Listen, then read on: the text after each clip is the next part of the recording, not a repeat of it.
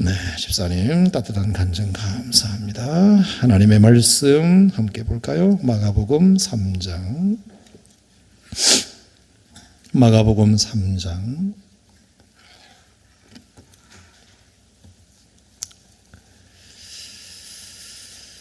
네, 목회자의 설교보다 집사님의 간증 하나가 더 오랫동안 남는다는 것을 또 한번 느끼게 되고요.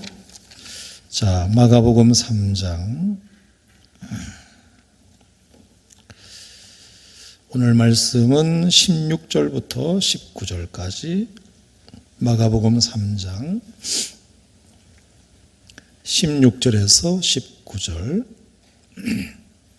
자, 다 같이 한번 한 목소리로 함께 읽겠습니다. 시작. 이 12를 세우셨으니 시몬에게는 베드로란 이름을 더하셨고 또 세베대의 아들 야고보와 야고보의 형제 요한이니 이 둘에게는 보아너게 곧 우레의 아들이란 이름을 더하셨으며 또 안드레와 빌립과 바돌로메와 마테와 도마와 알페오의 아들 야고보와 및 다데오와 가나안인 시몬이며 또 가룟 유다니 이는 예수를 반 자로라.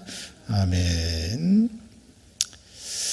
자, 오늘 이 시간과 그리고 다음 주 한 번 더 남은 3월의 금양로 기도회는 제가 진도를 좀 나가지 않고 여기에 멈추어서 예수님의 12 제자를 한번 좀 살펴보는 시간을 가지려고 합니다. 다른 설교 시간이나 공부 시간에도 여러분들이 예수님의 12 제자 공부는 하실 기회가 있으시리라 생각하고 오늘과 다음 주 두 번에 걸쳐서 저는 예수님의 12 제자 중에 좀 우리가 주목해서 보아야 할 지금까지 별 관심을 두지 못했던 두 제자에 대해서 함께 은혜를 좀 나누려고 합니다. 그 두 주인공은 알페오의 아들 야고보 그리고 도마 두 사람에 대해서 좀 묵상을 해보고자 합니다. 자, 왜 제가 예수님의 12 제자 중에서 하필 알페오의 야고보와 도마에 대해서 묵상을 좀 해보고자 하느냐 하면 첫째는 알페오의 아들 야고보와 도마에 대해서 우리가 좀 오해가 있습니다. 오해가 좀 있다. 잘못 알고 있는 것이 좀 있기도 하고 더불어 우리가 상식적으로 그동안 들어서 알고 있는 이 두 제자에 대한 상식, 선입견이 잘못되어 있습니다. 우리가 알고 있는 것보다 훌륭한 점이 훨씬 더 많은 제자라는 사실을 제가 근래에 발견했기 때문에 우리가 이 두 제자에 대해서 함께 좀 묵상을 해보면 여러분들에게도 참 도전이 되지 않겠는가 그런 생각이 들어서 오늘은 알페오의 아들 야고보에 대해서 묵상을 해보고 다음 주에는 도마에 대해서 묵상해보고자 합니다. 그러면 다음 주는 뭐 하느냐? 다음 주에는 크레그 힐 목사님의 세대 축복 세미나가 있습니다. 자, 세대 축복 세미나 목요일, 금요일, 토요일 4일간 있는데요. 목요일, 금요일은 골동성전에서 7시 반에 있습니다. 토요일은 오후 2시에 세교성전에서 2시부터 6시까지 그렇게 세 차례에 걸쳐 있습니다. 자, 세대 축복 세미나 좀 제목이 생소하실 수 있지만 주일날 또 광고를 드리겠지만 우리 인간은 각 세대별로 축복을 받아야 할 마땅한 존재입니다. 우리 인간은 축복받아 마땅한 존재입니다. 아멘. 축복을 받아 마땅한 존재입니다. 따라합시다. 인간은 축복받아야 할 존재다. 그럼요. 비난받아서 될 존재가 아니고 축복받을 존재입니다. 왜냐하면 하나님께서 인간을 당신의 형상과 모양대로 빚으신 다음에 제일 먼저 하신 말씀이 뭐냐? 축복이셨습니다. 생육하고 번성하고 충만하고 정복하고 다스리라는 그런 축복을 하나님이 주셨습니다. 하나님께서 아브라함이라는 사람을 이스라엘의 민족의 조상으로 세우실 때에도 그에게 시킬 일이 많으셨지만 시킬 일을 먼저 말씀하시기 전에 축복을 먼저 하셨습니다. 내가 너로 큰 민족을 이룰 것이다. 내가 너로 복이 되게 할 것이다. 너를 통해서 정말 많은 민족들을 만들게 될 것이다라고 하나님께서 축복을 먼저 하시지 않습니까? 하나님은 우리를 축복하시기 위해서 이 땅에 당신의 형상과 모양대로 지으셨을 텐데, 우리는 왠지 우리가 자녀를 키울 때도 마찬가지고 또 다른 사람들과 관계할 때도 마찬가지고 잘하는 모습을 보지 못하고 못하는 모습을 자꾸 보다 보니까 이 축복 대신에 자꾸 비난하고 욕하고 단점을 캐내는 이런 일들을 자꾸 쉽게 하다 보니까 우리의 관계가 틀어지고 또 이렇게 어긋나는 경우가 많이 있습니다. 남들과의 관계는 그렇다 하더라도 특별히 우리 가족들과의 관계성 속에서는 정말로 남들은 그렇다 하더라도 우리는 그러지 말아야 되는데, 우리도 자녀를 키우다 보면 이게 내 뜻대로 애들이 잘 안 자라주고 그렇게 하면 그냥 쉽게 무지막지한 얘기가 튀어나와서 아이들에게 상처가 되기도 하고, 그런 상처가 될 줄 몰랐는데 나중에 커서 들어보면 그때 엄마 아빠가 그렇게 말해준 것이 내게 큰 상처가 되었다고, 그렇게 뒤늦게서 그런 얘기하는 걸 보면 뜨끔뜨끔할 때가 있지 않겠습니까? 그래서 어쨌든 부모는 자녀들을 하나님이 당신의 형상대로 지음받은 인간을 축복하셨듯이 우리를 닮은 우리 자녀들도 축복해야 할 대상인데, 인간은 총 7가지 축복받아야 할 세대가 꼭 있다고 합니다. 첫째가 이제 아이를 가질 때도 축복이 필요하고, 또 임신 중일 때도 축복이 필요하고, 아기가 태어났을 때 마음껏 축복해 주는 것도 필요하고, 아이가 어린 시절에 축복해 주는 거 필요하고, 그 아이가 또 청소년 시절에 축복해 주는 것이 필요하고, 또 자녀가 결혼할 때 부모의 축복이 필요하고, 그리고 노년일 때도 마찬가지 축복이 필요한데, 이 7세대에 적절한 축복, 풍성한 축복을 해주지 않으면 사람은 어떤 형상으로 나타나느냐, 많은 것을 가져도 만족할 줄도 모르고, 고난 앞에서는 쉽게 좌절하고, 인간관계도 잘 못하고, 이런 여러 가지 삶의 풍성함들을 많이 놓치게 되는 것 같습니다. 그래서 여러분이 다음 주 목요일, 금요일, 토요일 날 오시면 이 7세대에 대해 어떻게 우리가 축복을 적절하게 할 것인가에 대한 비결을 배우게 되시는데, 너무너무 중요한 시간입니다. 그러니까 골동성전에 계신 분들은 골동성전에서 하니까 목요일 금요일만 가지 하시는 분들은 토요일 놓치면 절대로 안 됩니다. 이게 설교 같지가 않아 가지고 1부터 7번까지 하는 거기 때문에 1시간도 여러분이 중간에 빠지면 안 됩니다. 세교성전에 계신 분들도 세교성전에서 할 때만 가지, 이래버리면 앞에 걸 다 놓쳐버리니까 여러분들이 너무너무 아쉬운 것을 놓치게 됩니다. 그러니까 사흘은 여러분들이 꼼짝달싹하지 마시고 함께 참여하셔서 여러분의 큰 은혜를 좀 나누셨으면 좋겠고, 이 크레그 힐 목사님의 강의를 저는 미국의 하와이 가서 들었습니다. 하와이 가서 들었는데 여러분들은 골동을 못 갈 리가 없죠. 골동성들은 세교성전에 못 올 리가 없죠. 우리 목사님은 워낙 전 세계를 무대로 다니시는 분이기 때문에 정말 스케줄 짜기가 힘듭니다. 마침 3월 달에 한국에 오신다는 소식을 듣고 제가 꼭 우리 교회 집회를 좀 잡아달라고 주최 측에 부탁을 했는데, 우리 교회뿐만 아니라 그 목사님을 모시기 위해서 전국의 큰 유수한 교회들이 그 목사님의 집회를 잡기 위해서 아주 애를 썼는데, 제가 그 집회를 잡아주신 목사님 사모님과 통화를 했는데, 목사님, 오산 침례교회가 기도를 많이 했나 봐요. 다른 교회는 일정이 안 맞아가지고 다 캔슬됐는데 오산 침례교회만 살아남았어요. 이 얘기를 해주는데 얼마나 감격스러운지, 우리 이 크레그 힐 목사님의 설교가, 세미나가 꼭 필요한 영혼이 우리 교회에 있는가 보다, 그런 생각이 들면서 너무너무 감사한 거예요. 그래서 다음 주 7시 30분 여러분이 목요일 일단 와서 들어보시고, 별거 없다 그러면 금요일 토요일 안 하셔도 됩니다.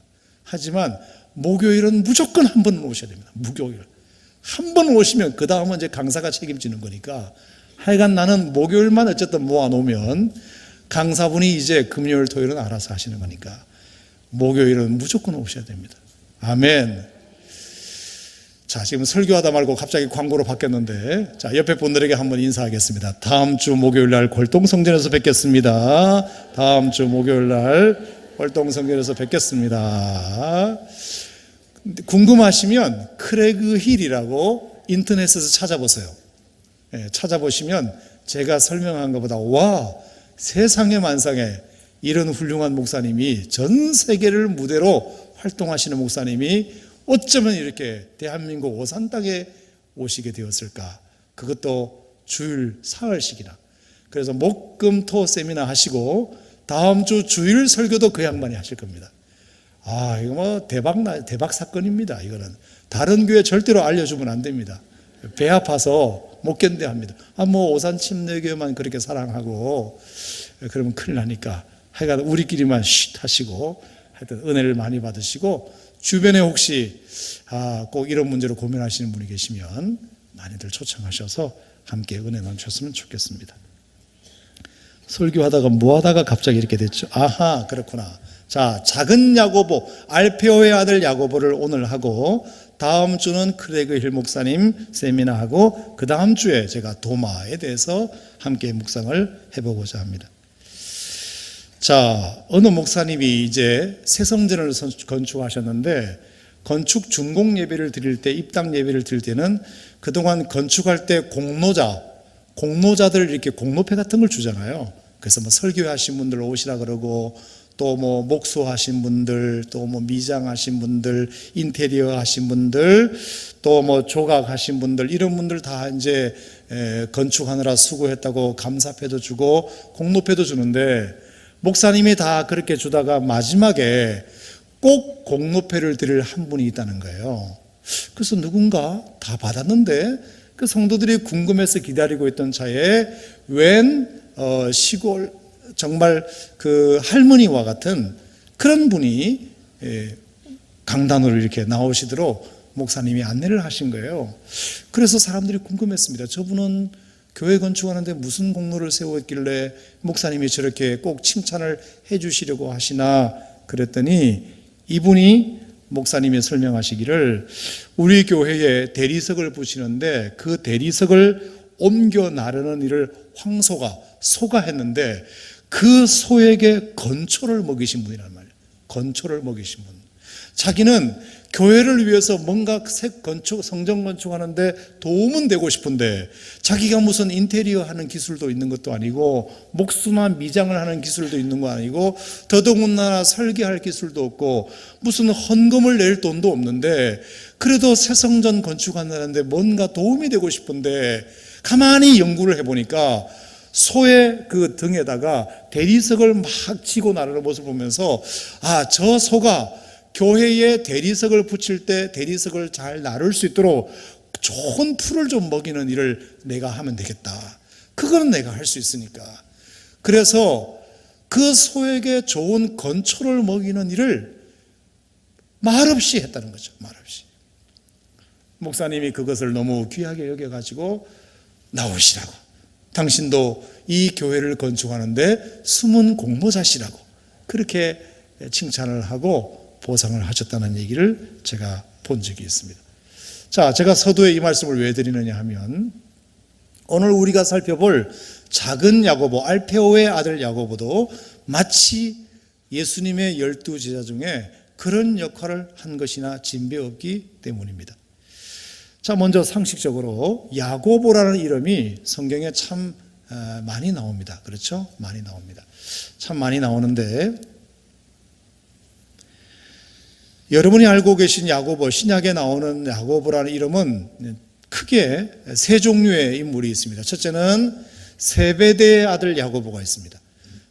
오늘 우리가 본문에도 읽었던 이 세베대의 아들 야고보, 이 세베대의 아들 야고보는 큰 야고보라고 불리기도 하고 요한의 형제입니다. 그래서 우리가 베드로, 야고보, 요한, 변화산상에 예수님께서 데리고 갔던 야고보, 큰 야고보, 세베대의 아들 야고보. 그래서 예수님의 12 제자 중에 3인방 하면 베드로, 야고보, 요한이 들어갔던 3대 수제자였던 세베대의 아들 야고보가 있습니다. 그 야고보는 최초의 순교자입니다. 그래서 예수님의 12제자 중에서 제일 먼저 순교한 야고보가 세베대의 아들 야고보입니다. 자, 그렇게 구분하시면 되겠고요. 두 번째 야고보는 예수님의 친동생도 야고보가 있습니다. 이 사람은 예수님이 부활하시기 전까지는 예수님을 메시아로 믿지 않았습니다. 자기 형님이 메시아라고는 전혀 생각할 수도 없었기 때문입니다. 그러나 부활 후에 예수님을 믿어서 예루살렘 교회의 지도자가 된 사람입니다. 그래서 신약 성경에 야고보서가 있는데 야고보서를 기록한 사람은 예수님의 동생 야고보가 기록을 했습니다. 예수님의 최초의 순교자였던 사람은 세베대의 아들 야고보였고, 야고보서를 기록한 사람은 예수님의 동생 야고보가 기록을 하였습니다. 자, 그러니까 나름 이 두 야고보가 다 유명한 사람들이죠. 그 다음에 세 번째가 오늘 우리가 살펴볼 알페오의 아들 야고보입니다. 순번으로 치면 예수님의 12제자를 쭉 순서대로 나열하면 9번째쯤 오는 사람이 알페오의 아들 야고보입니다. 자, 알페오의 아들 야고보니까 그의 아버지 이름은 뭘까요? 야고보의 아버지 이름은 뭘까요? 알페오입니다. 알페오. 어머니는 누구냐? 어머니는 마리아입니다. 예수님의 어머니 마리아도 있지만 또 알페오의 아들 야고보의 어머니도 마리아였습니다. 마리아는 이름이 굉장히 많았기 때문에 예수님을 따르던 여자들 중에 마리아라는 이름을 가진 사람이 또 있었습니다. 자, 그런데 이 알페오의 아들 야고보는 별명이 있었는데 작은 야고보라고도 불리웠습니다. 작은 야고보. 왜 작은 야고보라고 불리웠을까? 세베대의 아들 야고보와 알페오의 아들 야고보가 이름이 같기 때문에 구분하기 위해서 크다 작다 이렇게 명명했을 가능성이 높습니다. 그러면 왜 그쪽을 크다고 하고 이쪽을 작다고 했을까? 성경학자들은 세베대의 아들 야고보다 알페오의 아들 야고보가 키가 좀 더 작았기 때문이다, 또는 나이가 어렸기 때문이다, 이렇게 말하기도 하고요. 제가 생각할 때는 그 두 가지 원인도 있지만 영향력이 적었기 때문이다. 그만큼 드러나지 않았기 때문에 작은 야고보라고 불리워진 것 같습니다.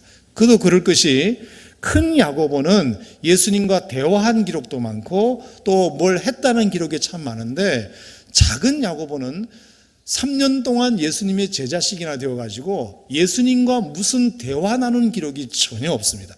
뿐만 아니라 작은 야고보가 어디를 갔다 뭘 했다 이런 기록이 전혀 등장하지 않습니다. 예수님의 12제자이면서도 불구하고 무슨 일을 했는지에 대해서 성경은 기록하고 있지 않습니다.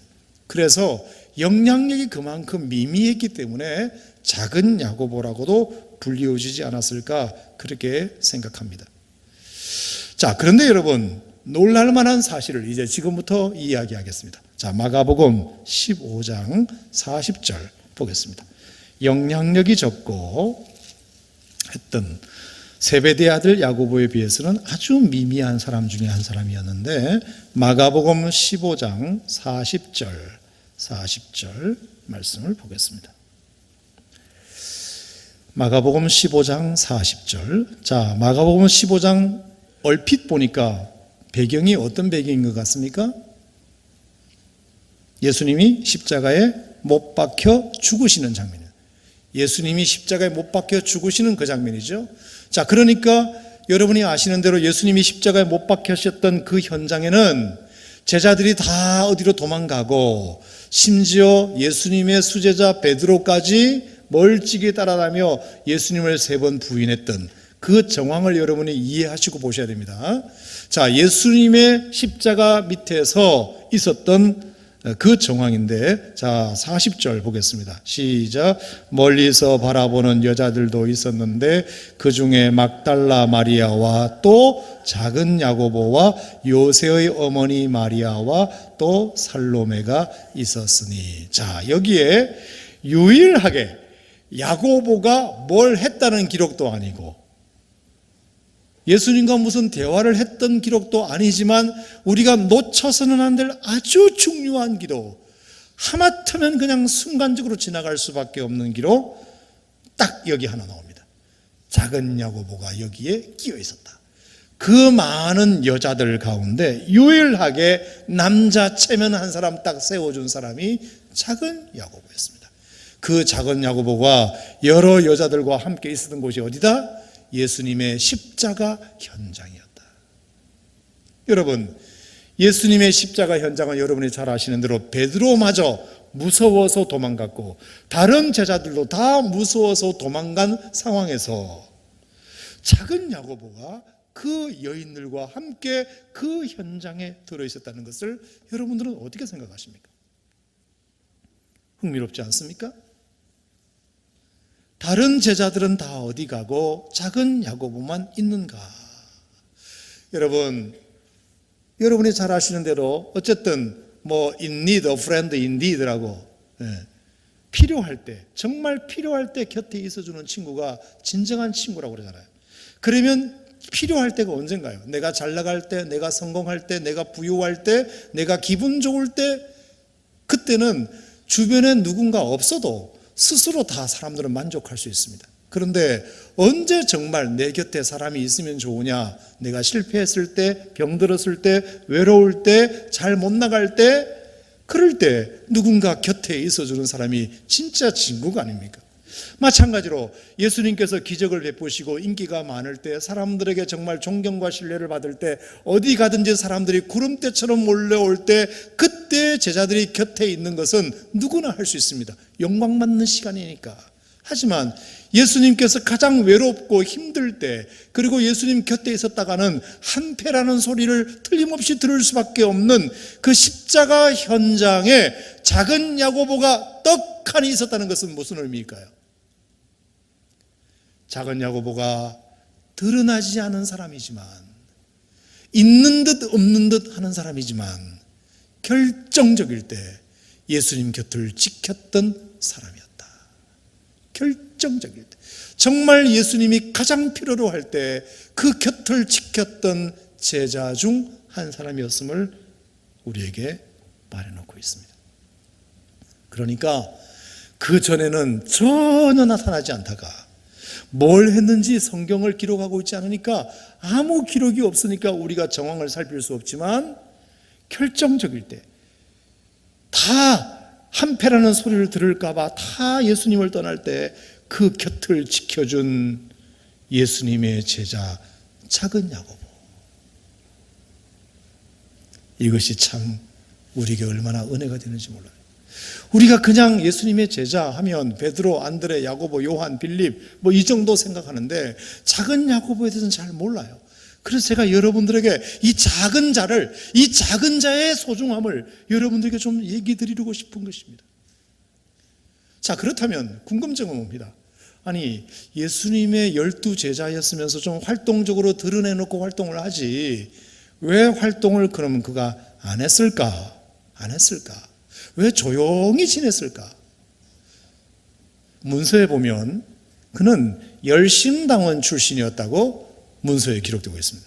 자, 이 열심당원이라고 하는 것은 그 당시 유대교의 민족주의자입니다.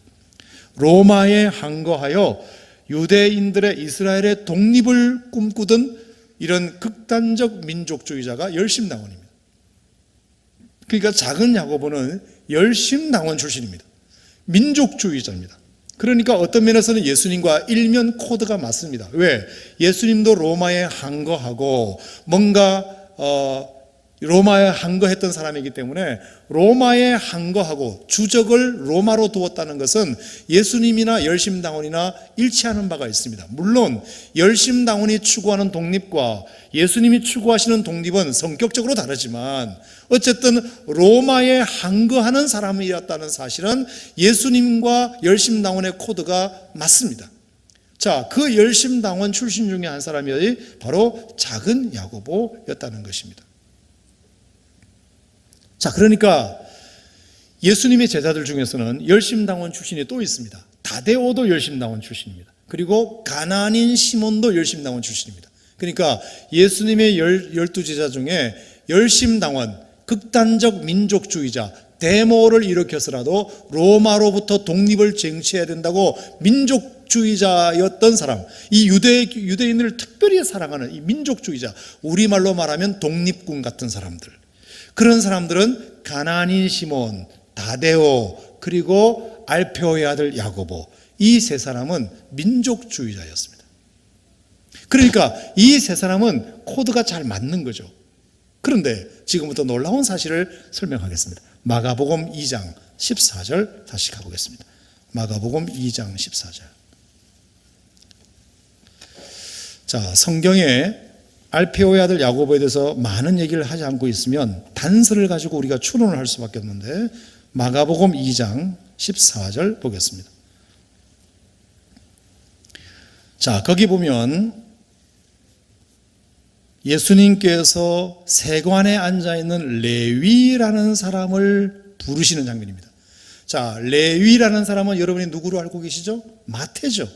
마태, 레위 마태를 예수님이 제자로 부르시는 장면이에요. 자, 근데 거기에 신기한 게 하나 있습니다. 14절 시작. 또 지나가시다가 알페오의 아들 레위가 세관에 앉아있는 것을 보시고 그에게 이르시되 나를 따르라. 자, 여기에 보니까 알페오의 아들 레위라고 나옵니다. 어디서 많이 듣던 얘기입니다. 아까 지금 제가 설명했던 작은 야고보는 그의 아버지 이름이 누구라고요? 알페오입니다. 그런데 세리 마태의 아버지 이름도 알페오입니다. 그러면 마태와 작은 야고보는 무슨 관계입니까? 형제 관계입니다. 한 아버지를 둔 형제 관계입니다. 알페오의 아들 작은 야고보와 그리고 우리가 알고 있는 마태복음을 기록한 마태는 형제지간입니다. 형제지간입니다. 아버지가 같지 않습니까? 그러면 세리 마태는 어떤 사람입니까? 세리입니다. 세리는 뭐 하는 사람입니까? 유대인을 배반하고 로마와 친일파처럼 친로파가 되어가지고 민족의 등을 쳐서 세금을 강탈해가지고 자기 민족에게 욕을 먹는 한이 있더라도 목구멍이 포도청이라 로마와 친탁해가지고 로마에게 세금을 갖다 바치는 유대인들에게 쓰는 왼수 덩어리입니다. 그게 마태의 직업입니다. 근데 작은 야고보는 열심당원입니다. 민족주의자입니다. 유대교의 독립을 꿈꾸는 사람입니다. 그러니까 한 아버지 밑에 두 형제가 완전히 사상이 정반대입니다. 한쪽은 유대의 민족적 독립을 위하여 극단적으로라도 데모를 일으켜서라도 로마로부터 독립해야 된다는 주의고, 야, 그런 게 어딨냐, 로마는 안 망해, 먹고 살려면 로마와 친해져야 돼, 이러면서 오히려 유대교 자기 민족을 배반하고 세리 노릇이라도 해서 먹고 살기 위해서 출세지향적으로 사는 사람, 그 두 사람이 형제지간입니다. 그리고 그 두 사람이 같이 예수님의 제자가 되었습니다. 자, 여러분, 이 작은 야고보의 입장을 한번 생각해 보세요. 사상적으로는 누구와 통합니까? 가나안인 시몬이나 다데오와 통합니다. 혈연적으로는 누구랑 통합니까? 마태와 통합니다. 이 딜레마를 어떻게 극복하고 살았을까? 사상적으로는 형과 안 맞습니다. 지금 성경에 보니까 누가 형이었냐면 마태가 형인 것 같습니다. 예수님의 제자들을 쭉 나열하면서 항상 마태가 알페오의 아들 야고보 앞에 나옵니다.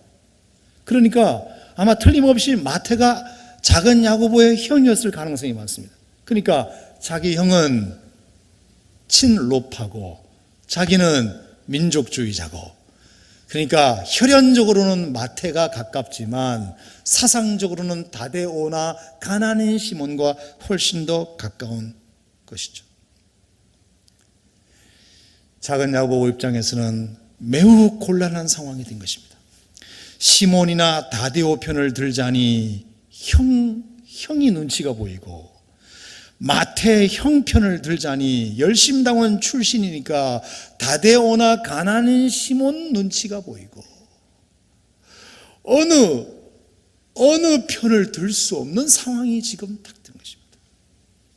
사상적 공감들을 따를 것인가, 혈연을 따를 것인가. 두 개 중에 어느 것을 택해도 문제가 되는 상황입니다. 더더군다나 자기는 지금 예수님의 제자가 됐습니다. 예수님의 제자. 지금 혈연 관계도 중요한 것이 아니고 내가 어느 당 출신이냐가 중요한 것이 아니고 나는 지금 예수님의 제자가 아니냐. 그러면서 작은 야고보는 이렇게 추측합니다. 양측의 심기를 건드리지 않으면서도 자신의 제자됨의 도리를 지키는 방법은 입 다물고 조용히 있는 방법밖에 없다. 내가 말을 많이 하면 할수록 누군가를 두둔하게 될 가능성이 많아지기 때문입니다. 자꾸 자기의 발언권이 세지면 아무래도 자기가 열심당원 출신이니까 가나안 시몬이나 다디오 편으로 기울어질 수도 있고, 아무래도 자기가 말을 많이 하다 보면 하다 보면 갑자기 자기가 혈연적으로 자기 형님 마태 편을 들 수도 있고, 그러면 자기가 중심을 잡지 않으면 예수님은 안 그래도 이상한 사람들을 다 물러 모아가지고 12명 제자를 만들었는데 거기서 하나가 되지 못하면 예수님께서 이 제자들을 양육하는데 얼마나 많이 힘드시겠습니까? 그래서 작은 야고보는 결심을 한 것 같습니다. 나는 이제부터 예수님의 제자가 된 이상 마태가 우리의 형이지만 나는 형편을 들지 않겠다. 나는 열심당원 출신이지만 가나안 시몬이나 다디오 편도 들지 않겠다. 나는 어디까지나 예수님 편이다. 나는 예수님의 제자니까 나는 예수님 편이다. 그래서 지혜롭게 예수님 편을 말없이 들 수밖에 없는 상황이었기 때문에 작은 야고보에 대한 기록이 성경에 별로 없는 것이 아닌가. 자기가 어디에 나설 수 있는 입장이 아니었기 때문입니다. 자기의 발언권이 세질수록, 자기가 무엇을 말하면 많이 할수록 분란이 있을 가능성이 많아졌기 때문입니다. 그러니까 작은 야고보가 선택할 수 있는 것은 뭐였느냐? 기도밖에 없었습니다. 기도밖에. 오직 기도하는 것밖에 없었습니다. 자, 이것은 제 말이 아니라 초대 기독교 역사가 중에 요세푸스라고 있습니다. 그 요세푸스가 작은 야고보에 대한 기록을 남겼는데, 작은 야고보는 예수님의 12제자 중에서 가장 기도를 많이 한 제자라고 썼습니다. 그래서 낙타 무릎이라는 말까지 별명을 붙여주었습니다. 작은 야고보는 예수님의 12제자 중에 가장 기도를 많이 하는 제자였다. 왜 그랬을까요? 왜 그랬을까요? 자기는 자기의 어떤 주장을 내세우기 전에, 누구 편을 들기 전에 나는 예수님의 제자니까 말없이 예수님을 기도로 돕겠다. 나는 어디 나서지도 않겠다. 나는 오로지 예수님을 기도로 돕는 제자가 되겠다. 그러다 보니까 성경 어디에도 작은 야고보가 뭘 했다는 기록이 전혀 나타나지 않는 거죠. 오직 기도로만 도왔던 사람. 그러니까 세베대 아들 야고보와 요한이 서로 자리 다툼을 할 때, 영의정하겠다 우의정하겠다, 누가 크냐고 씨름할 때 작은 야고보는 조용히 기도했죠. 자기가 그것을 말릴 수도 있습니다. 하지만 조용히, 저래서는 안 되는데, 저건 예수님의 뜻이 아닌데 왜 저렇게 할까? 주님, 저 생각을 빨리 거두어 주시옵소서. 기도했을 것입니다.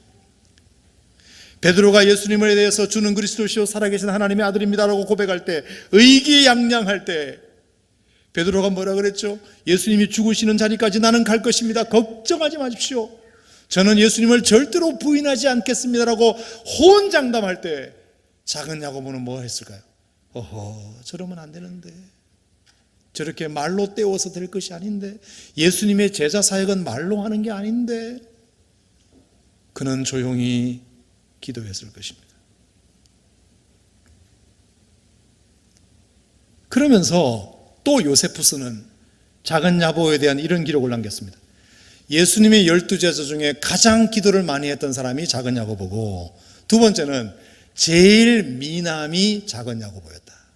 참 특이하게도 요세푸스는 12제자 중에 가장 잘생긴 사람이 작은 야고보였다고 기록합니다. 그래서 그 요세푸스의 기록을 근거로 하여 레오나르도 다빈치가 최후의 만찬 그림을 그릴 때, 자, 한번 보여주시겠어요? 최후의 만찬 그림을 그릴 때 가장 잘생긴 얼굴을 찾아보시면 작은 야고보입니다. 작은 야고보. 제가 그래서 이 사실을 모르고 최후의 만찬 그림을 볼 때는 뭐 잘생겼다 못생겼다가 구분이 안 됐는데요, 요세푸스의 말을 근거로 하여 다빈치의 그림을 보니까 정말 가장 잘생긴 사람을 찾을 수 있겠더라고요. 여러분이 혹시 인터넷에서 저 자료를 뒤져보시고 가장 잘생긴 얼굴을 딱 찾아보세요. 그러면 제일 왼쪽에서 두 번째 저 사람이 가장 잘생겼어요. 가장 잘생겼어요. 제일 왼쪽에 있는 사람이 바돌로메거든요. 두 번째 있는 사람이 작은 야고보예요. 작은 야고보. 세 번째가 안드레, 그리고 네 번째가 베드로, 다섯 번째가 가룟 유다, 여섯 번째가 요한, 일곱 번째가 야고보, 그 다음에 도마, 빌립, 마태, 다데오, 가나니인 시몬. 왼쪽에서 오른쪽으로 순서가 이렇단 말이에요. 제일 왼쪽에서 두 번째 저 친구가 작은 야고보예요. 작은 야고보예요. 그런데 레오나르도 다빈치가 그림을 그릴 때 다빈치는 상상으로 그린 그림이 하나도 없어요. 다 누구를 모델로 썼어요. 모델로 썼습니다. 그러면 작은 야고보는 누구를 모델로 저 그림을 썼느냐, 기록했느냐? 작은 야고보는 예수님의 얼굴과 가장 닮은 얼굴로 그렸습니다. 자, 보여드리겠습니다. 자, 방송실 그 다음 그림. 자, 왼쪽이 작은 야고보고요, 오른쪽이 예수님이에요. 레오나르도 다빈치의 그림을 보시면 얼굴이 가장 비슷한 두 사람이 예수님과 작은 야고보예요. 작은 야고보. 비슷하게 생겼나요? 그렇다고 좀 해줘봐요. 해줘봐요 좀. 그래요, 맞아요, 목사님, 맞아요. 이게 내 말이 아니라 정말이라니까. 예수님을 가장 많이 닮은 얼굴로 작은 야고보를 그렸어요. 작은 야고보. 그러니까 다빈치의 생각에도 무슨 생각이 있었느냐면, 예수님의 마음을 가장 많이 알아준 사람. 마태복음, 마가복음, 누가복음, 요한복음에 작은 야고보는 뭘 기적을 행했다는 것도 없고 어디 가서 뭘 했다는 기록은 아무것도 없지만, 예수님을 가장 많이 닮은, 예수님의 마음을 가장 많이 알아준 제자 중에 한 사람이 작은 야고보였다. 놀라워요. 자, 그 앞에 그림 한 번 더 보여주실래요? 그 앞에 그림. 자, 왼쪽에 6명인데요. 두 번째가 작은 야고보로 그랬죠. 자, 저 그림은 예수님께서 너희 중에 누군가 나를 팔리라, 최후의 만찬을 하시면서 갑자기 떡과 잔을 나누시면서 너희 중에 누군가 나를 팔 거야, 딱 그랬을 때 스냅 사진처럼 딱 찍은 거거든요. 그때 제자들의 표정을 찍은 거예요. 그때 제일 왼쪽에 있는 바돌로메는 탁자를 치면서 벌떡 일어나면서 뭐라고요? 이렇게 나왔고요. 두 번째 작은 야고보 보세요. 왼손을 누구의 어깨에다가 올려놓고 있습니다. 저 어깨는 누구 어깨냐면 베드로의 어깨입니다. 베드로에게 손짓을 해가지고, 베드로 당신이 수제자니까 좀 물어봐. 그래서 그 옆에 있는 요한에게 베드로가 묻고 있는 거예요. 그러니까 작은 야고보가 예수님이 그 말씀하실 때 가장 민감한 반응을 보였습니다. 가장 민감한 반응. 아니, 예수님께서 저런 말씀을 하시는데 누군지 좀 알아봐. 세상에 어떻게 예수님을 팔 수 있다는 말이야. 작은 야고보가 베드로에게 지목해서 그 베드로가 요한에게 알아보도록 만들었습니다. 재밌죠? 오산 침례교를 안 다니면 이런 설명을 못 듣습니다. 네. 자, 그림은 그만하고요. 자, 이게 뭐냐 하면, 작은 야고보가 비록 작은 야고보이지만 공생의 기간 동안 뭘 했다는 행적이 전혀 나오지 않지만, 마가복음 15장 40절에 예수님이 가장 외롭고 쓸쓸한 고난의 현장에, 십자가 고난의 현장에 작은 야고보가 제자들을 대표하여 그 여자들 틈에 끼어 있었다는 것이 참으로 놀랍고, 그는 셀로 땅 열심당원 출신이어서 가나안인 시몬이나 다데오와 사상적으로는 맞지만 자기는 또 형님, 친형 마태가 제자였기 때문에 누구 편을 들 수가 없었다. 그래서 그는 오로지 기도할 수밖에 없었다. 그래서 요세푸스는 12제자 중에 가장 기도를 많이 한 사람이 작은 야고보, 가장 미남이 작은 야고보, 그래서 예수님의 마음을 가장 많이 알아준 사람, 그래서 다빈치도 예수님의 얼굴과 가장 닮은 얼굴로 작은 야고보를 그렸다. 여러분, 예수님의 마음을 흡족해 한다는 것이 무엇을 많이 공적을 쌓거나 드러나게 일을 하거나 헌금을 많이 드리거나 봉사를 많이 하는 게 중요한 게 아니고, 드러나지 않지만 황소의 건초를 먹이는 여인처럼 내가 이 성전을 건축하는데 설계도 참여하지 못했고 목수일도 하지 못했고 인테리어도 못했고 헌금도 못했지만 그래도 나는 아무것도 없는 불쌍한 가난한 여인인데 가만히 보니까 대리석을 나르는 그 황소에게 건초라도 먹이는 것이 필요하겠다. 어느 누구도 알아주지 않지만, 여러분, 그런 사람을 주님이 알아주실 줄로 믿습니다. 저는 예수님의 얼굴과 작은 야고보의 얼굴을 가장 비슷하게 그렸다는 것이 얼마나 제게 위로가 되는지 몰라요. 여러분, 오산침례교회 54년 역사에는 드러나게 교회를 위해서 충성하신 분도 계시지만 그렇지 않은 분이 훨씬 많습니다. 세교성전 건축한 이 5년 역사에도 마찬가지 드러나지 않게 교회를 위해서 충성하신 분이 얼마나 많은지 모릅니다. 이 자리를 빌어 진심으로 감사드리고, 혹시 목사인 저도 몰라드릴 수 있지만 하나님은 알아주실 줄로 믿고 주님이 보상해 주실 줄로 믿습니다. 제가 한 2, 3년 전에 칼럼에도 그 글을 썼는데, 제가 오래간만에 전라도 여행을 하면서 어느 목사님으로부터 참 놀라운 얘기를 들었습니다. 전라도에 있는 몇 교회를 소개시켜 주시는데, 목사님, 내가 아는 전라도의 어느 교회는요, 성가대는 없는데 찬양이 살아있는 교회래요. 성가대는 없는데 찬양이 살아있고, 어느 교회는 새벽 기도에는 없는데 기도가 살아있고, 어느 교회는 봉사부라는 것 자체가 없는데 모든 교인이 다 봉사한대요. 봉사부가 있으면 봉사부원들만 봉사하겠지, 이렇게 생각하잖아요. 찬양대가 조직되어 있으면 찬양대만 찬양하는 것으로, 우리는 그냥 찬양하는 것과 열외인 것으로 생각하는데, 찬양대가 조직되어 있는 것과 찬양이 살아있는 것은 다르잖아요.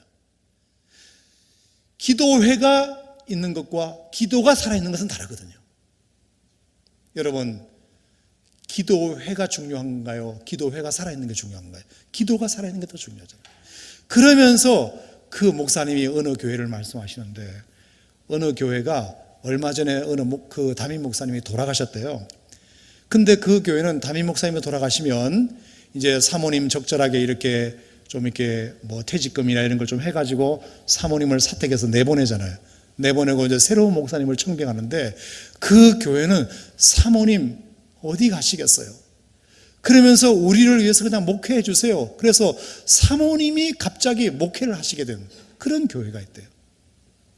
온 성도들이 목사님이 돌아가셨을 때 사모님 어디 가시겠냐, 우리 사모님 오랫동안 이 교회에서 고생하시고 힘들게 하셨으니까 그냥 사모님이 목회해 주세요.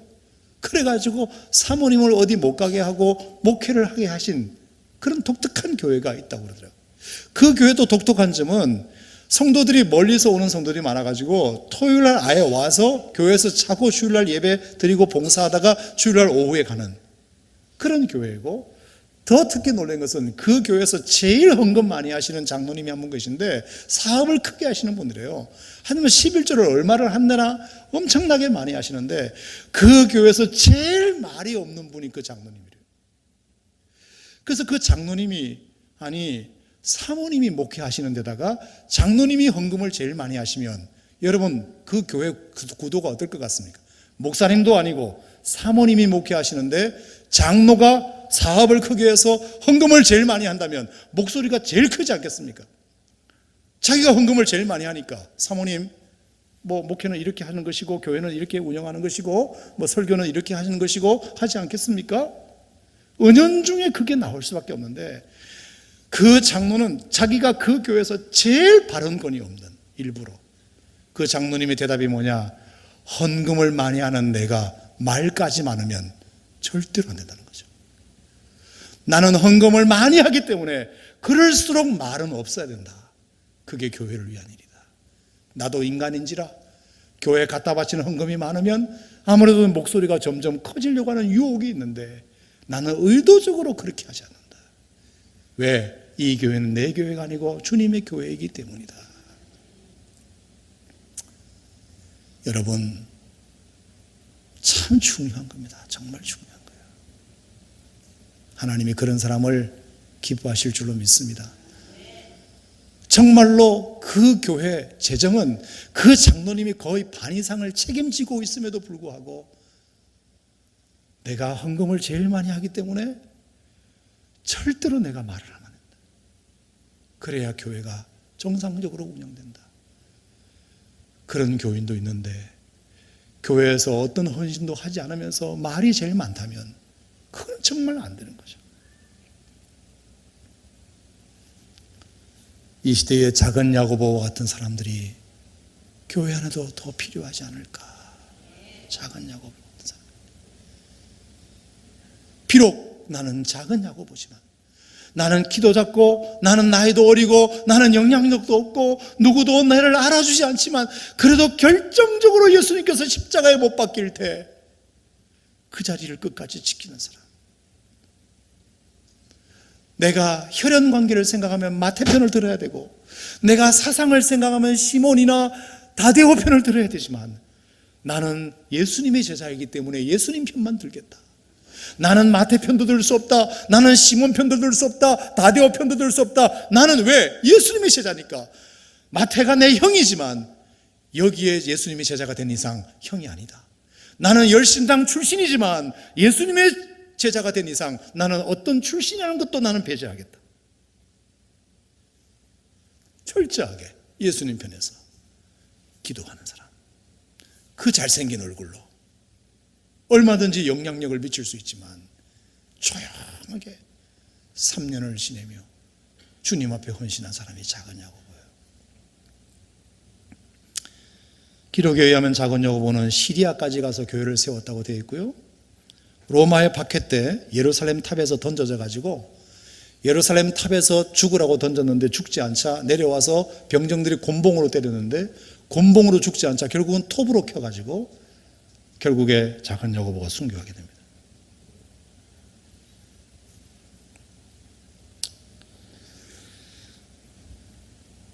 누가복음 9장에 보면 작은 자가 큰 자니라 예수님이 말씀하셨습니다. 아멘. 작은 자가 큰 자니라. 천국에서는 작은 자가 큰 자니라. 자, 누가복음 9장 한번 볼까요? 저는 누가복음 9장이 그래서 이해가 됐어요. 누가복음 9장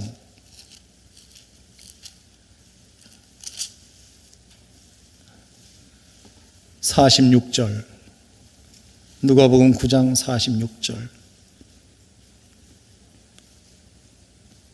제자 중에서 누가 크냐 하는 변론이 일어나니 제자들은 서로 누가 크냐고 다툼이 일어난 것입니다. 예수께서 그 마음에 변론하는 것을 아시고 어린아이 하나를 데려다가 자기 곁에 세우시고 그들에게 이르시되 누구든지 내 이름으로 이런 어린아이를 영접하면 나를 영접함이요 누구든지 나를 영접하면 나를 보내신 이를 영접함이라. 그러면서 마지막에 뭐라 그랬죠? 너희 모든 사람 중에, 다 같이 시작. 너희 모든 사람 중에 가장 작은 그가 큰 자니라. 자, 여기서 말하는 예수님께서 가장 작은 그가 큰 자니라. 누구를 염두에 두고 예수님께서 이 말씀을 하셨을까? 그냥 모르긴 몰라도 제 추측에 작은 야고보를 염두에 두고 말씀하지 않으셨을까? 그가 천국에서는 가장 큰 자니라. 여러분, 그 작은 야고보의 유해는 The Church of the Holy Apostles, 그 거룩한 사도의 교회라고 로마에 가면 있습니다.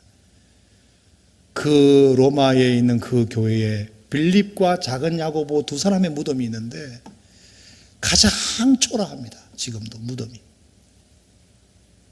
로마에 갈 일이 있거든 꼭 작은 야고보 무덤 교회를 가보십시오. 그리고 그 작은 야고보 교회를 묵상해 보면 얼마나 우리가 하나님 앞에서 어떤 자세를 가져야 되는지를 우리가 알 수 있습니다. 여러분이 좋아하는 노래 중에 삶의 작은 일에도 그 마음을 알기 원하네. 그 길 좁은 길로 가기 원해. 나의 작음을 알고 그분의 크심을 알며 소망 그 깊은 길로 가기 원해. 저 높이 솟은 산이 되기보다 여기 오름직한 동산이 되길.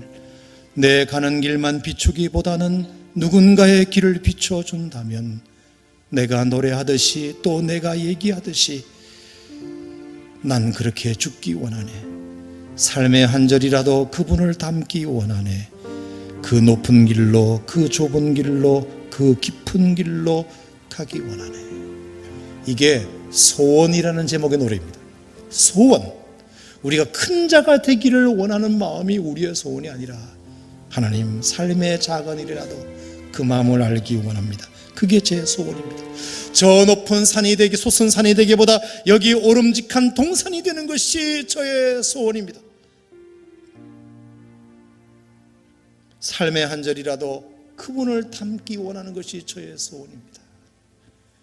작은 야고보가 이 사순절 기간에 여러분이 묵상하고 따라야 할 본인 줄로 믿습니다. 아멘.